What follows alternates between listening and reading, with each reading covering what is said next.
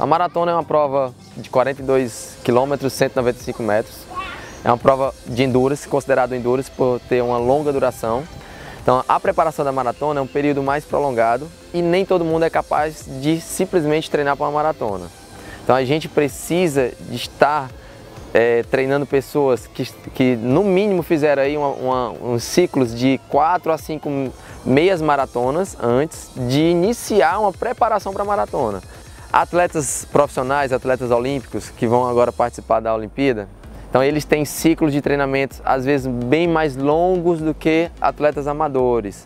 Então um ciclo olímpico, a gente chama de ciclo olímpico, ele dura 4 anos. Então durante esses 4 anos eles fazem diversas preparações e diversas provas preparatórias para o grande dia.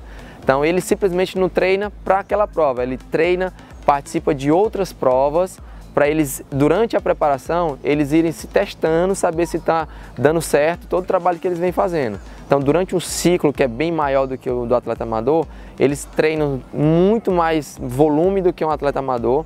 Em média, um atleta profissional, eles chegam a correr de 120 a até 180 quilômetros por semana, o atleta profissional. Isso é uma quilometragem semanal. Então isso é bem mais elevado esse volume do que atletas amadores. O fator genético ele influencia muito, né? A gente tem o caso dos africanos, certo? Que são mais famosos os quenianos. Eles sempre estão aí ganhando as maratonas. Assim, eles realmente têm um fator genético que favorece mais do que quem mora no nível do mar, que é a altitude. A altitude aumenta o número de glóbulos vermelhos, tá, no sangue, que é o responsável por transporte de oxigênio. E o oxigênio é o combustível do atleta, então eles têm uma oxigenação muito mais elevada do que a nossa, muito melhor do que a nossa, certo? Então assim, eles têm um número maior de fibras vermelhas do que a gente, são fibras de lenta contração, mas que influenciam muito nas maratonas, né, que ajuda demais. O treinamento deles associado a esse fator genético faz com que eles ganhem praticamente todas as provas. Então a gente que mora no nível do mar, a gente é um pouco desfavorecido nesse quesito genética. Então a gente tem que treinar muito forte para tentar acompanhar os africanos. Bom, durante a prova, o importante já começa até mesmo na véspera. Não é fazer uma semana ali de véspera da prova, aumentando o consumo de carboidrato, você já ir começando a consumir mais energia, se poupando também, evitando treinos muito intensos na semana da prova. Na véspera, dormir cedo, fazer uma boa alimentação e boa hidratação também na véspera, se acordar cedo, tá, no dia da prova, pelo menos 2 horas antes da largada fazer uma refeição, não ir em jejum para maratona jamais, então fazer uma refeição de pelo menos 2 horas antes da largada. E durante a maratona, você tem que fazer não só o uso daquela hidratação que a prova dispõe, que são os pontos de água que a gente chama, mas também você ter a sua reposição. A sua reposição de carboidrato para você consumir durante a prova, pode ser em forma de gel.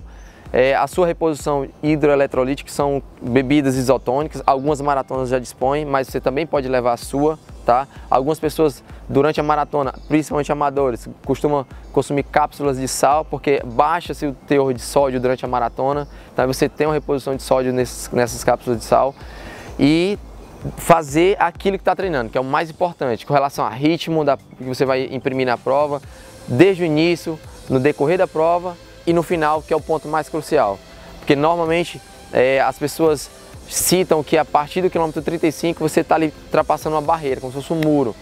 Chegando na fase final da prova é a parte mais difícil, onde você corre mais com cabeça do que com corpo. Porque é uma prova longa e depois dos 35 km, em média, 35, 37, você entra numa fase de desgaste físico muito grande, que o teu psicológico vai te ajudar demais, demais, demais. Quase todo mundo que é capaz de treinar pode ser um maratonista. Agora, o que é que vai depender muito?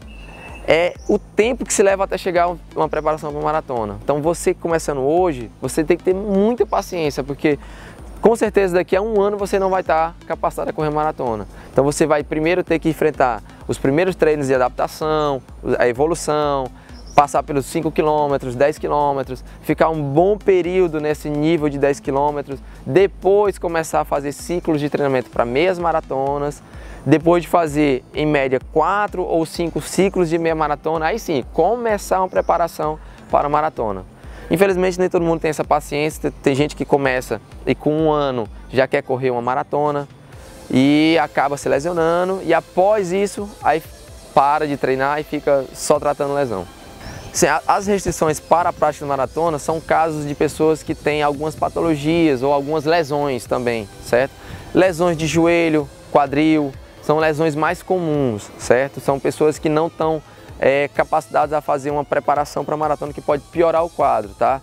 Algumas pessoas com algum tipo de patologia têm que ter acompanhamento ou liberação médica antes de fazer. Pessoas que têm ou hipertensão, ou diabetes, ou outras patologias que precisam de uma liberação médica, não pode simplesmente iniciar a preparação sem antes fazer todo o acompanhamento médico, aquele aparato de exames, avaliações, para saber se você está liberado ou não para fazer a preparação para a maratona. Quando é uma maratona, muito tempo, isso vai depender do tipo de carboidrato, tipo de alimentação que seria, né? Então a gente vai ter que ter alimentos que vai te dar energia durante esse longo tempo, como é um exercício de longa duração, dependendo do atleta, demora às vezes mais de 2 horas, então vai ser uma alimentação de carboidratos que possam ser sustentáveis durante esse tempo. A gente coloca aí carboidratos que a gente chama de complexos ou que tem uma carga glicêmica moderada, que me dê um índice de glicemia ao longo dessa prova. E também há a necessidade de estar ingerindo esses tipos de alimentos durante a prova também. Então durante a prova alimentos mais rápido, né, que vai te dar aquela energia mais rápida, mas também a longo prazo. Então aí é mais de formas de gel, né, mais formas de bebidas, que seja de maior fácil digestão.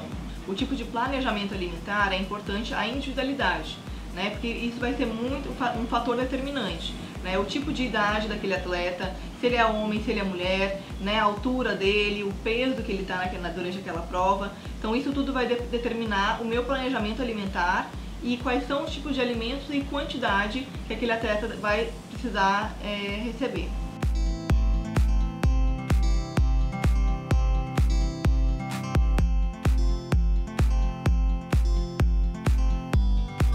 Provavelmente ela deve ter ingerido muito líquido e deve ter dissolvido esse sódio dela.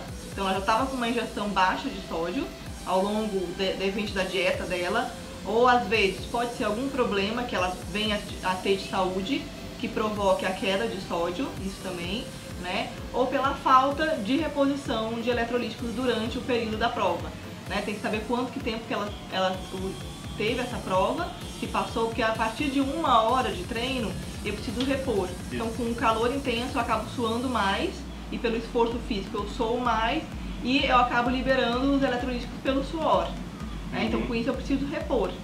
Se eu não reponho, né, durante a prova, eu vou ter essa queda brusca e estou bebendo bastante líquido, então eu tenho essa queda brusca de sódio.